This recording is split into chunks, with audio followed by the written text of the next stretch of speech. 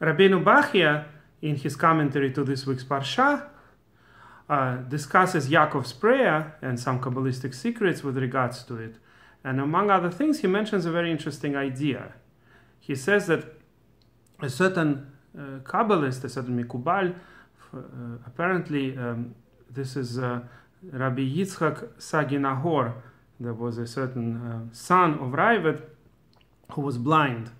So he had great influence over Spanish Kabbalah schools, and to a large extent Ramban's Kabbalah is based on, I think, some of the students of this Rabbi Yitzchak Sagi Nahor. At any rate, he is considered a very important step in what's called Shalshelet HaKabbalah, the passing over the mystical traditions to Spain.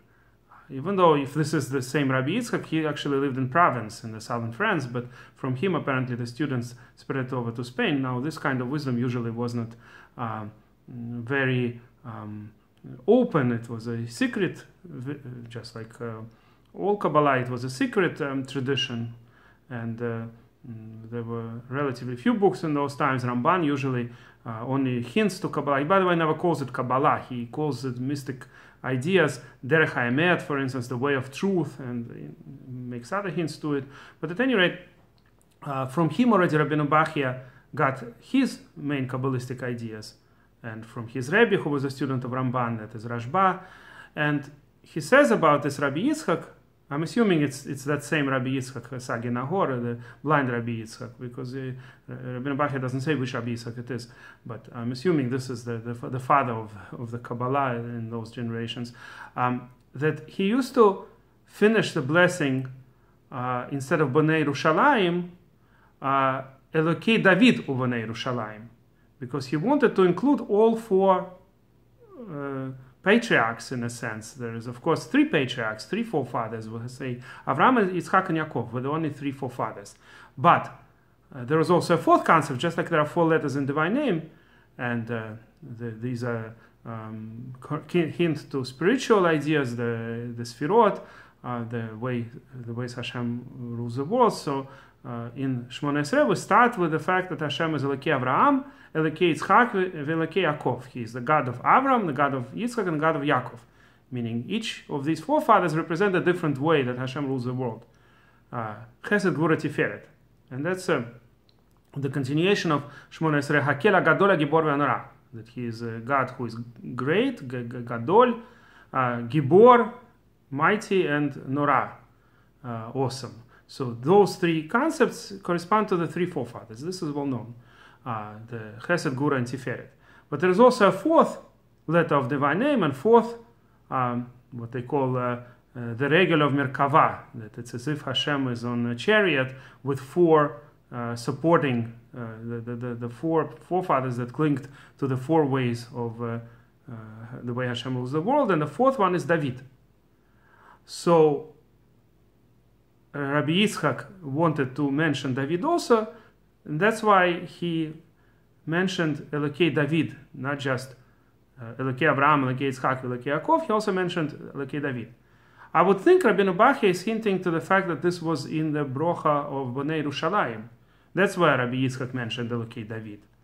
But what's interesting is that Magen Avraham brings in the name of Recanati. This was an Italian Mikubal around the same time period, more or less, as Rabbeinu Bachye, maybe slightly later. So Recanati, in his commentary to the Chumash in a couple of places, brings that this Rabbi Yitzchak used to say Elokei David in the brocha after the meal.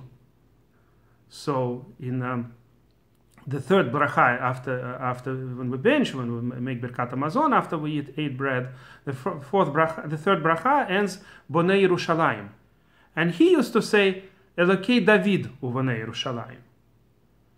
Now this doesn't contradict the fact that I assume that it's in Shmoneh Esrei that he says Elokei David Ubonei Yerushalayim. Maybe he did it in both, but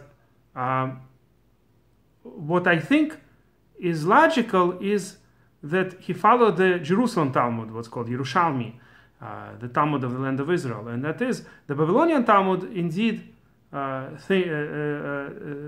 that there is a separate bracha for Bonei Yerushalayim and a separate blessing at Tzemach David.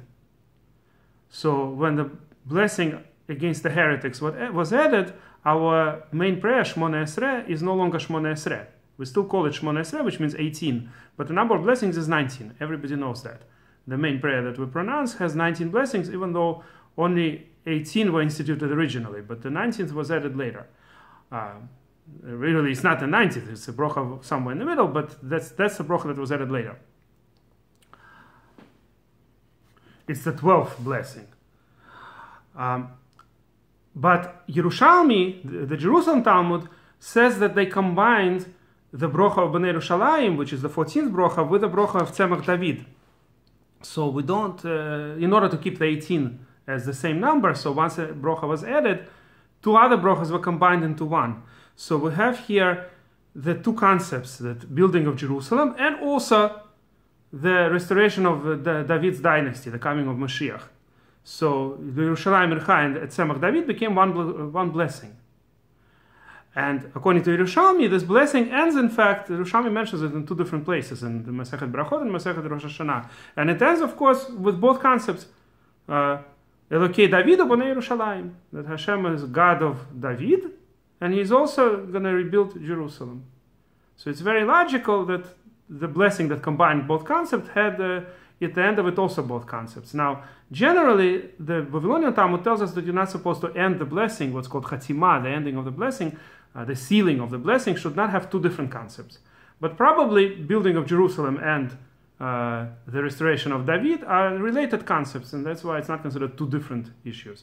Similarly, for example, some Rishonim and in later times Vilna Gaon on Shabbat in Birkat Hamazon, in the third blessing, used to say two different concepts that are really all the same, and that is Menachem Tzion B'Vinyan Yerushalayim, or Menachem Tzion Ubonei Yerushalayim. We say that, by the way, on the 9th of Av, on our saddest day, we end the blessing of Bonei Yerushalayim in Shmona Esrei, Menachem Tzion Ubonei Yerushalayim. So it's not considered two different concepts.